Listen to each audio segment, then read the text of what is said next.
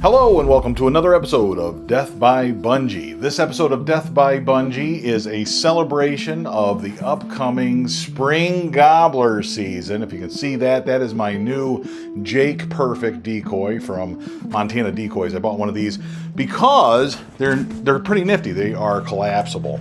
So I'm going to be talking today on this video a little bit about how to shoot at a turkey, where I'm going to aim when I get the opportunity, hopefully this spring, on a real live spring gobbler.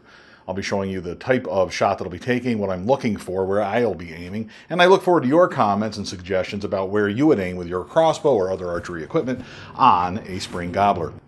Same disclaimer that I give you on a lot of these videos. In my entire hunting career, I've shot exactly one spring gobbler. That video is here on YouTube. You should check it out if you haven't seen it already. It's a fun video. I enjoyed putting it together, and hopefully you've enjoyed watching it. If not, go check it out.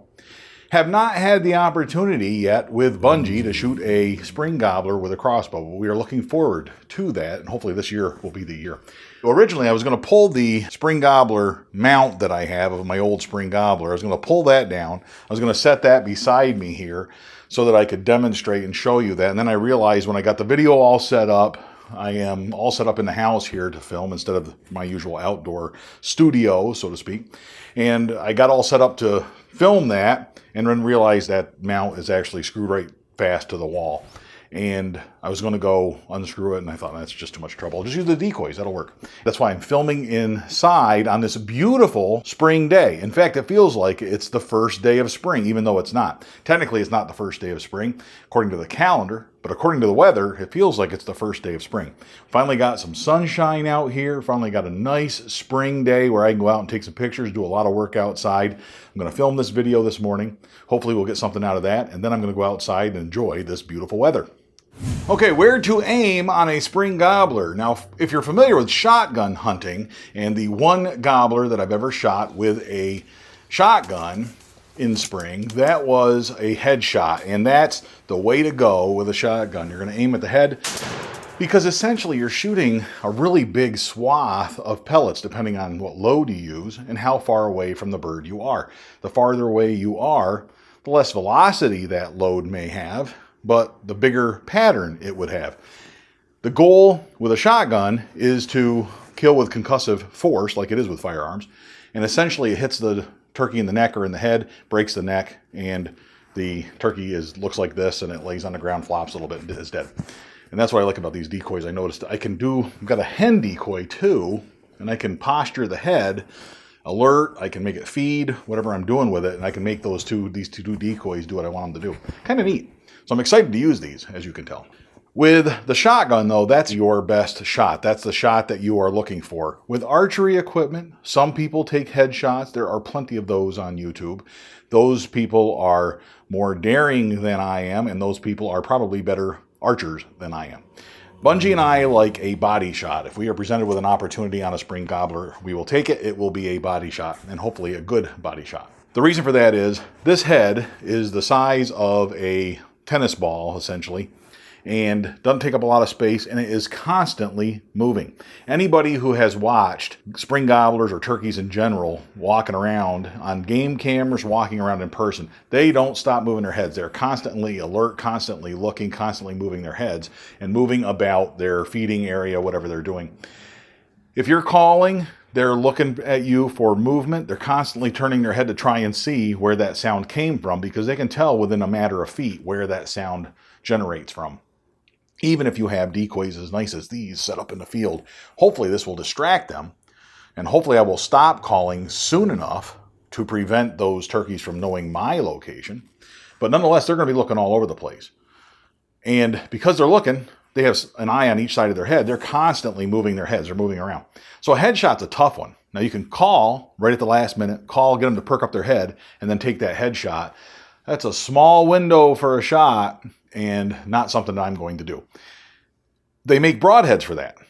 Broadheads like the guillotine or like the tom bomb, I guess, are the names of those broadheads. Very big swaths, very big cutting diameter is the idea behind that. And those broadheads are designed to mimic almost a shotgun pattern from your archery equipment. In other words, your bow or your crossbow will be shooting a very big wide swath at the head. Greater chance of success that way. The problem with those, I've watched a lot of videos on those, and man, do they require tweaking to become accurate.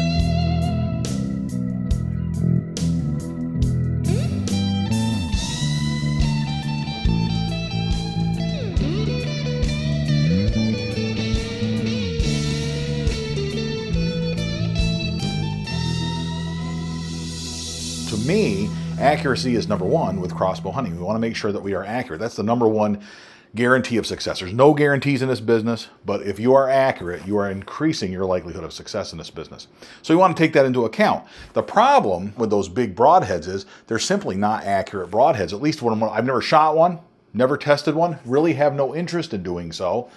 This is not a channel about reviewing gear or anything like that, but I'm not going to go out there and tweak Bunjie to make him shoot a broadhead like that accurately.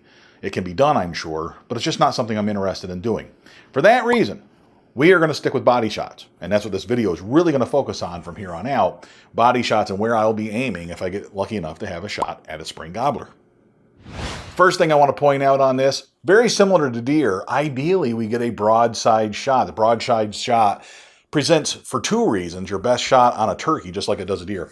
First reason is that you got the biggest chance of hitting the vitals. Okay, the vitals that we're looking for, certainly the head, the neck, and the trachea are vitals, but we aren't looking for those shots. The spine, and then the vitals here inside the body, the heart, the lungs, they're the size of your fist, maybe a little bit bigger. It's not a big target. But that, because it's at the center of the body of the turkey, moves less than the head. You can see if I swivel this, the head moves a lot faster, covers a lot more distance than the vitals do. The vitals stay somewhat centered, and they're a much easier, more stable target, plus they're a bigger target. So that's why I'll be shooting at that. The second reason you want to do that is, with turkeys, you got to make a good shot on a turkey.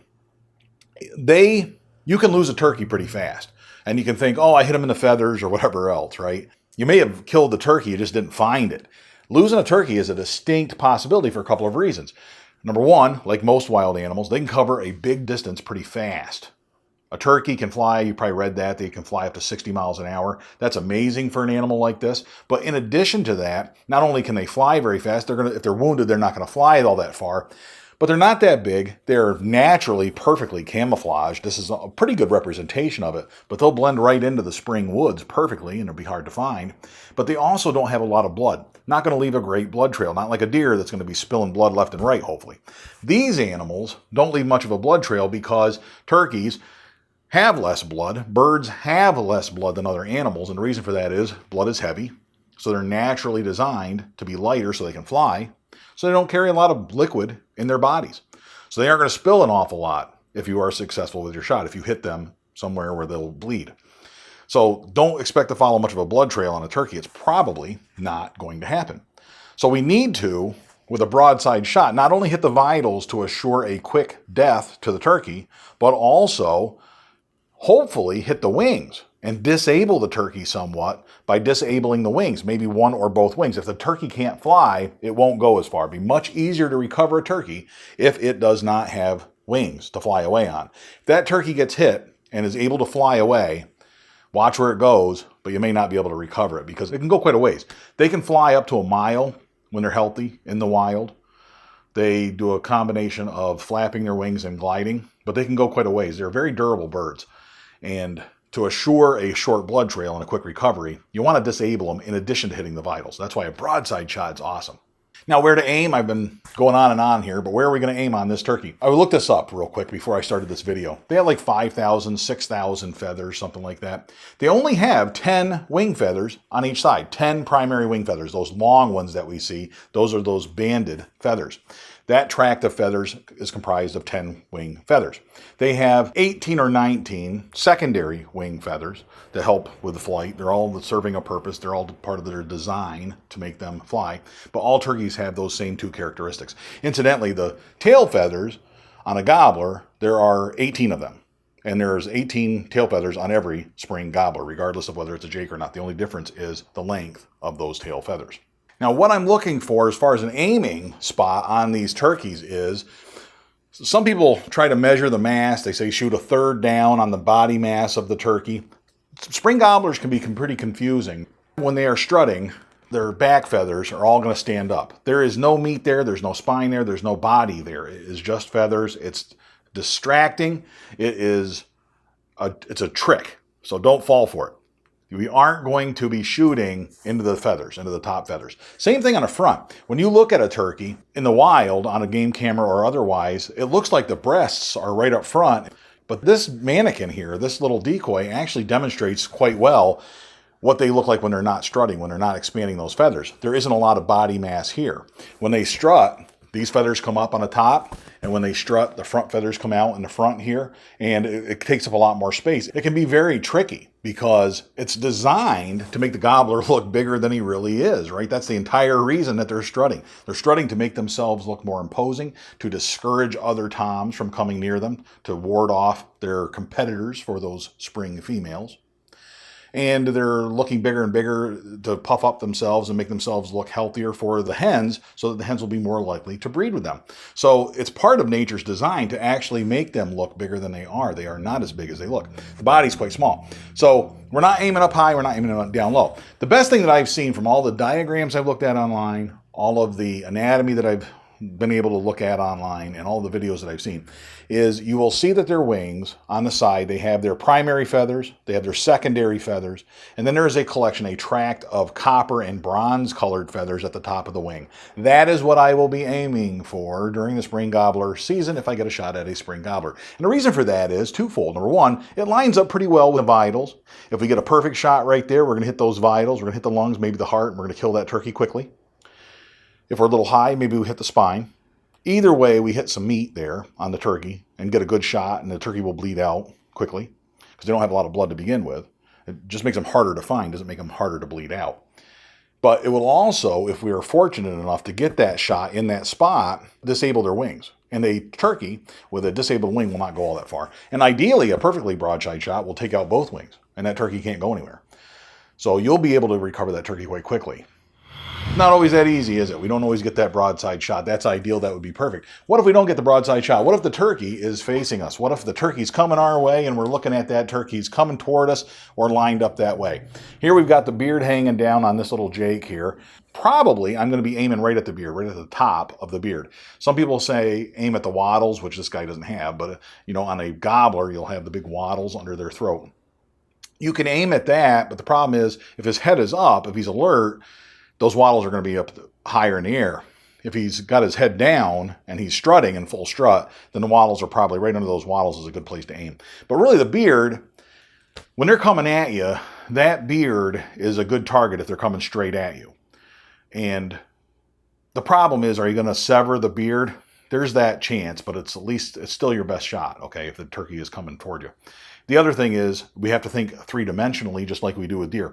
As these turkeys are moving, turning a little bit, my point of aim is going to be here. Now he's turning over here. My point of aim is going to be here, if that makes any sense, because I want to go through here, hopefully clip something and hit the spine on the way out, something like that. But on a front-end shot, you're hitting the spine. If you aim at the beard, you're hitting vitals going through, and you'll hit the spine going out. Similarly, if the turkey is faced away from us, if he's leaving us, this is a great shot.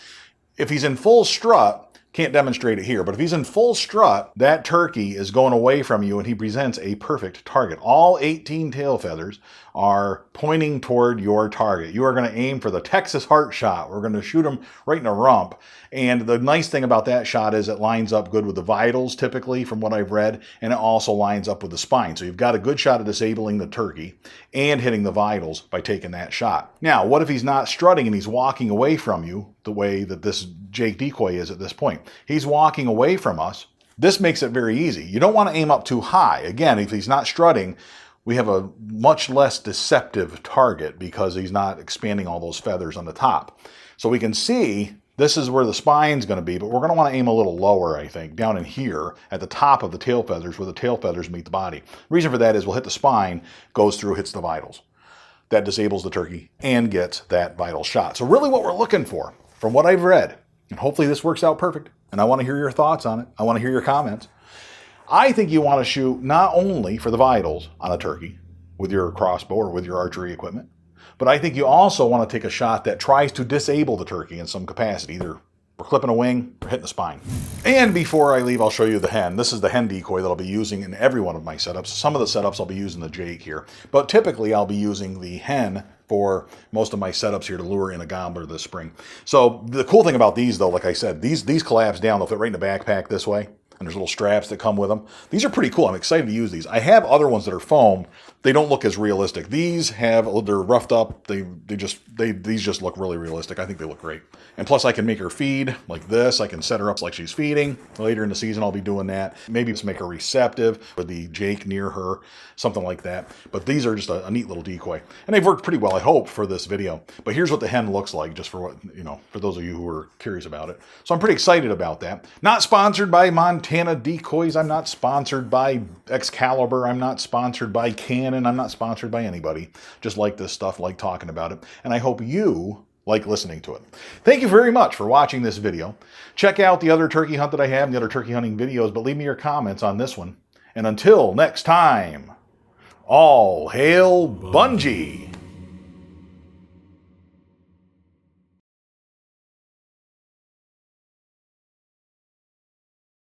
Dressed up in my finest clothes, I put my makeup on just for you. You showed up